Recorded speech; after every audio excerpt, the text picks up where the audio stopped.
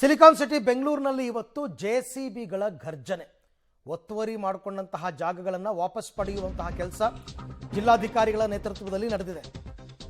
ಬೆಂಗಳೂರಿನಲ್ಲಿ ಜೆಸಿಬಿಗಳ ಘರ್ಜನೆ, ನಿವಾಸಿಗಳ ಕಣ್ಮುಂದೆಯೇ ಕಟ್ಟಡ ನೆಲಸಮ. ಏನು ಮಾಡೋಕ್ಕಾಗಲ್ಲ, ಒತ್ತುವರಿ ಮಾಡ್ಕೊಂಡಿದ್ದೀರಾ. ರಾಯಸಂದ್ರ ಕೆರೆ ಒತ್ತುವರಿ ಜಾಗವನ್ನು ತೆರವು ಮಾಡಿದ್ದಾರೆ.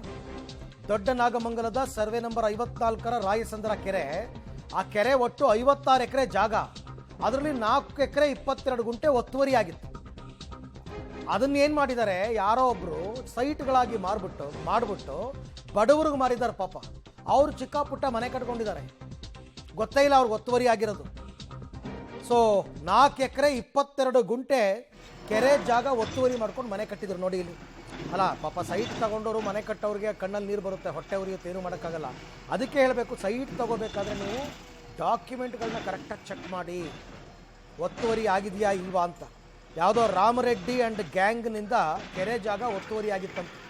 ರಾಮರೆಡ್ಡಿ ಆ್ಯಂಡ್ ಗ್ಯಾಂಗ್ ಒತ್ತುವರಿ ಮಾಡಿಕೊಂಡು ಬಡವರಿಗೆ ಪಾಪ ಸೈಟ್ಗಳನ್ನ ಮಾರಾಟ ಮಾಡಿದ್ದಾರೆ. ಅವರು ಸಾಲ ಸೋಲ ಮಾಡಿ ಮನೆ ಕಟ್ಕೊಂಡಿದ್ದಾರೆ, 100ಕ್ಕೂ ಹೆಚ್ಚು ಜನ. ಸೊ ಹೆಂಗಾಗಬೇಕು ಅವ್ರ ಗತಿ ನೋಡಿ ನೋಡಿ ಪಾಪ. ಬನ್ನಿ ಒಂಚೂರಿಂದ ಹಿಂದೆ ಬನ್ನಿ.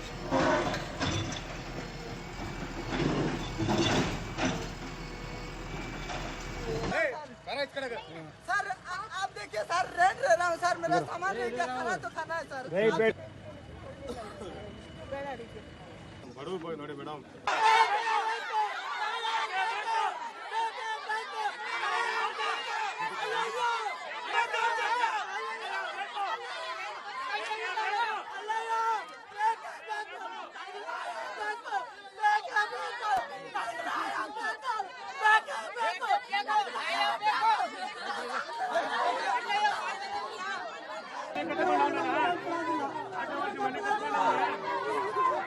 ಈ ಸೈಟ್ ಇಲ್ಲದ್ರೆ ನಾನು ಫ್ಯಾಮಿಲಿ ಸಮೇತ ನಾನು ಸತ್ತೋಗ್ಬಿಡ್ಬೇಕು.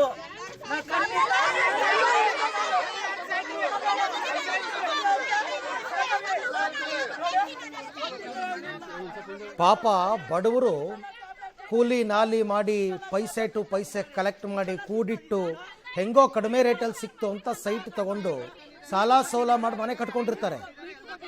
ಆದರೆ ಅವ್ರಿಗೆ ಗೊತ್ತೇ ಇರಲ್ಲ ತಾವು ತಗೊಂಡಿರೋ ಸೈಟ್ ಜಾಗನೇ ದೋಖ ಅಂತ. ನನ್ನ ಪ್ರಕಾರ ಇವ್ರಿಗಾಗಿರೋ ನಷ್ಟವನ್ನು ಆ ರಾಮರೆಡ್ಡಿ ಆ್ಯಂಡ್ ಗ್ಯಾಂಗ್ನಿಂದ ಕಕ್ಕಿಸ್ಬೇಕು.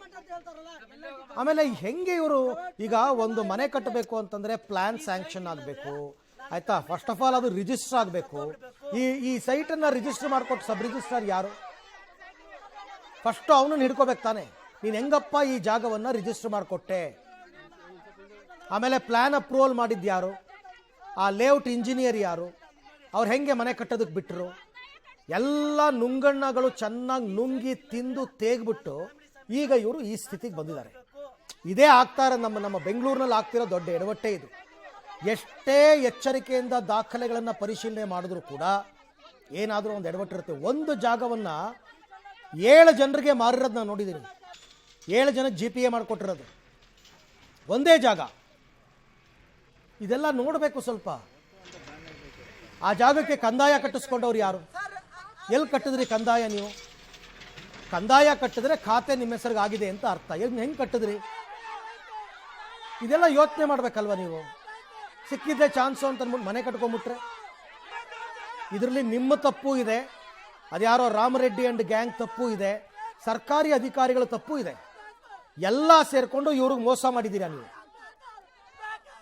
ಈಗ ಬಟ್ಟೆ ಹರ್ಕೊಂಡು ತಲೆ ಚಚ್ಕೊಂಡ್ರೆ ಏನು ಪ್ರಯೋಜನ ಇಲ್ಲ. ಎಚ್ಚರಿಕೆಯಿಂದ ಇರಬೇಕಾಗಿತ್ತು ನೀವು.